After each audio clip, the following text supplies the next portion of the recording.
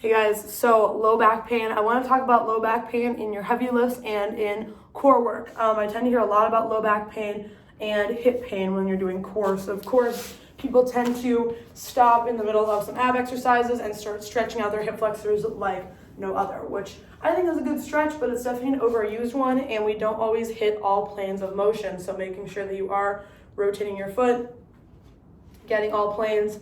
And if you're doing this as a warming up exercise to get those hip flexors fired up and warm, you should not be spending 30 seconds to a minute here. This is supposed to be a dynamic movement where you are moving your foot in space. So I'm just rotating through back and forth, opening up that hip flexor. So that's just a quick thing on the hip flexor, but you guys are here for low back. So just thought I'd add that in there. But low back pain and core, people tend to have trouble maintaining that low back on the ground whenever you're doing an exercise. So biggest thing you can do to strengthen that, one, do more core work, and two, really focus on it. It's never gonna get better by just ignoring it. So my number one exercise that I can recommend for anyone, if you're trying to work on your lifts, if you're trying to get a pull-up, if you're trying to decrease your low back pain, it's gonna be that hollow hold. This one is pretty much the king of core exercises total ever, but also if you are a gymnast or a CrossFit athlete, this is one that comes up a lot. So the hollow hold, arms are overhead, and you want to have them not here, but here.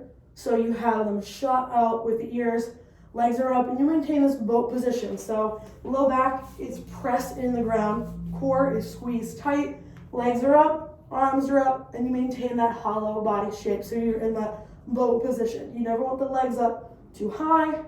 You don't want them on the ground, and you don't want that back arching, right? So the biggest thing is practicing that, pressing that low back in the ground and maintaining that hollow body shape the entire time that you're here. If you need to modify, you can always bring one knee into the chest for a little bit of relief, especially for that hip flexor, and this will also get you very close to that knee to chest stretch in video number 2. That is a great one for the low back. But the way to keep it pressed, if you need to, you can always do a tucking hold. This is a great level 1 starting point for a hollow hold to strengthen that core, strengthen that low back. Because remember guys, the core is not just the abs. The core is obviously the rectus abdominis, also your obliques, also your low back, also your glutes. This whole trunk works together as a unit. So if this isn't strong, nothing here can be strong because we need proper connection. We need strength. So making sure that you're working on that. Another thing, if you're having low back pain during things like sit-ups, first of all, you should never be doing a sit-up. I know for those of you, like my buddy Tyler, who's hopefully watching this, in the military, that is a requirement for the fitness test is a sit-up. And the US Navy, and I believe the Army, both have already omitted the sit-up. Just because being in this position, rounding, right, is a horrible position to be in, and it sets you up for a terrible position in deadlifts, in pull-ups. You're in a very weak position, and if that's overtrained, frequently we could slip a disc. You could be in a lot of pain. So even if you have a pretty straight sit-up, there's really no good way to do a sit-up, I believe. Even here, if you're working on keeping it straight on the decline, there will be a point where the abs can hold. Some people can go much lower than I am, but even here, to compensate, I'm already starting to round at that halfway point right there. So sit-ups, if you're doing them, you should not be doing them. If it's required for your fitness test for the military, obviously that's something you cannot avoid. So ways to get around it, of course, not doing them unless you have to, but also going through the stretch where the hands are under the low back, supporting it. You have one knee bent, and you're just working on lifting the head. So this exercise I learned from Squat University on Instagram. Dr. Andrew H. Can't remember his last name right now. I can't even pronounce it, I think.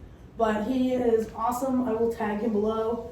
But coming up, squeezing, and lifting the head. You do not need to way overstrain, but just enough lifting, keeping that neck and spine in alignment.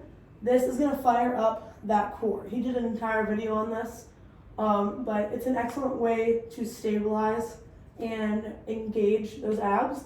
That is not a sit-up. This has the same effect as a sit-up, but this will transfer over to a lot of your lifts. So when it comes to ab training, when it comes to any type of training, you need to remember why are you doing what exercise, and what supplementary or what accessory exercise are you doing to support your bigger lifts. So of course, if you are an Olympic lifter, sorry, I can't talk, or a CrossFit athlete, or someone who just loves fitness, like I don't train a particular way all the time. I'll do a heavy weight training and then I'll do calisthenics for 12 weeks. I do love a lot of cross training. So my body does endure a lot. And I'm sure a lot of you guys watching do a variety of exercises. You don't just stick to 3 lifts, squat, deadlift, and bench press. And even my big lifters, you do accessory work with it. So remember why you're doing it. If you're doing a bunch of crunches all the time, this motion never appears in any of your movements.